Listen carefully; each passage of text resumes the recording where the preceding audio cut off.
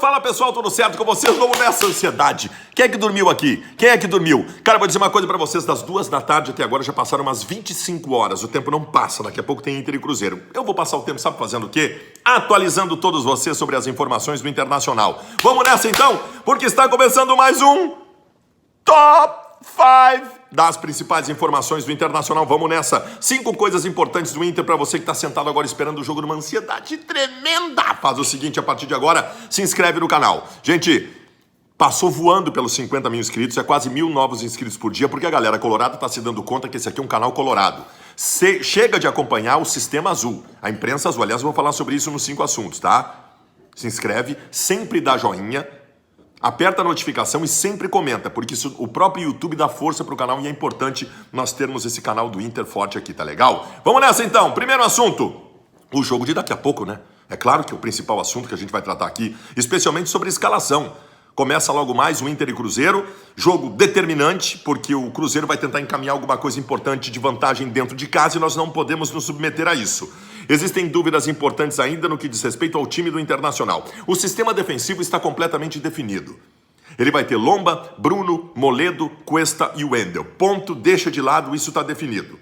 Como está definido também, do meio para frente, o Patrick, o Edenilson, o Nico Lopes e o Guerreiro. Ponto, tira os 4. Vamos às 2 questões importantes. A primeira, Lindoso. Gente, o Lindoso não tem mais o tornozelo inchado e o Lindoso, em princípio, joga. Porém, ele vai fazer um teste antes da partida. O que é o teste antes da partida? O cara pega a bola, chuta na parede, corre para lá e para cá, para ver se ele sente alguma coisa.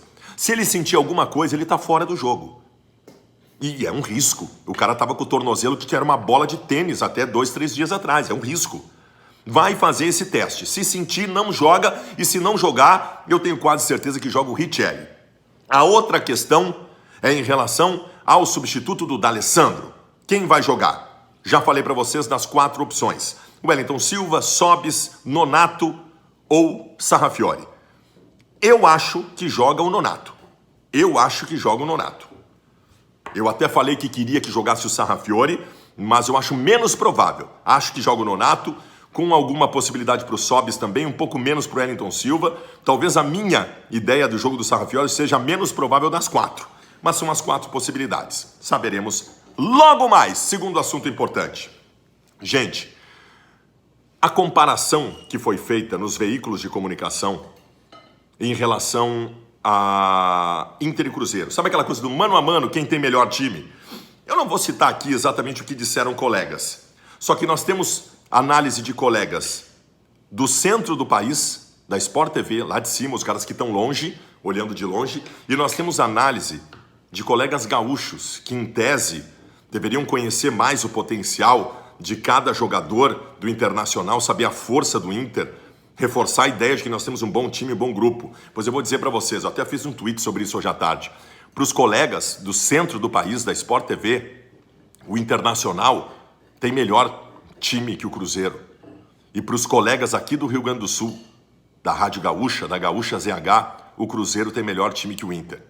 É claro que todo mundo tem opinião, tem direito a ter a opinião que quiser. Mas isso mostra muito. Isso mostra muito. Fiquem sempre atentos. Eu tô falando, eu tô avisando todo mundo. Terceiro assunto importante. O escárnio da possibilidade da data FIFA tirar jogadores importantes do Internacional para a segunda partida contra o Cruzeiro.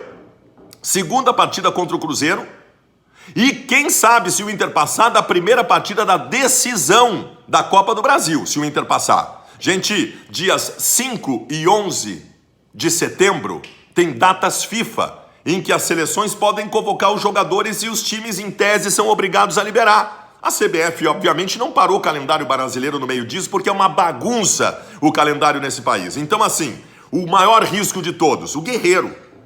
Porque o Guerreiro, obviamente, será convocado para a seleção peruana, a não ser que alguma coisa faça ele não ser convocado. E eu acho que a única possibilidade é o próprio Guerreiro chegar para o Gareca lá, o técnico deles, que fala um monte de porcaria, e dizer o seguinte, velho, nessa eu tô fora, porque é data FIFA para amistoso, cara. A seleção peruana vai jogar amistosos nos Estados Unidos. Então o Guerreiro vai ter que chegar e vai dizer, nessa tu me deixa fora que eu tô decidindo lá no Sul. Entende? Só que assim, Edenilson pode ser convocado para a seleção brasileira, Moledo pode ser convocado para a seleção brasileira, o Tite e o Kleber Xavier vão estar assistindo o jogo do Mineirão, de olho nos dois do Inter. O Cuesta, quem sabe, pode ser convocado para a seleção argentina. O Nico Lopes pode ser convocado para a seleção uruguaia. Eu lembro do Inter e Corinthians de 2009, por causa da Copa das Confederações. Nós jogamos uma decisão da Copa do Brasil sem o Nilmar e sem o Kleber Chicletinho. Eu lembro disso. Não vão fazer isso de novo com o Internacional. Terceiro assunto importante, ou quarto assunto importante, né? Até me confundi de tanta raiva. Inter e Corinthians no final de semana, às 11 da manhã. O importante é o jogo contra o Cruzeiro hoje. E a gente está tratando sempre da possibilidade de time reserva, né? Time alternativo no Campeonato Brasileiro.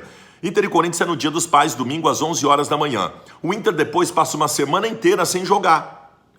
Só joga no outro final de semana contra o Ceará, lá em Fortaleza.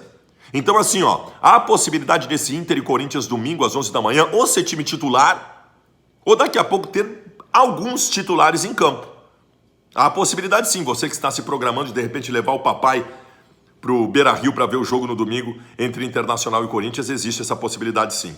Por fim, eu quero tratar do pânico que nós estamos de não ter o D'Alessandro no jogo de volta contra o Cruzeiro por conta de mais um escárnio do STJD em relação ao Internacional. O STJD denunciou para serem julgados o Beira-Rio, isso no jogo pelo jogo Inter e Palmeiras, o Beira-Rio, o Pedro Lucas, o assessor de imprensa do Inter, o vice de futebol, o diretor executivo, o presidente, o Gandula e o D'Alessandro.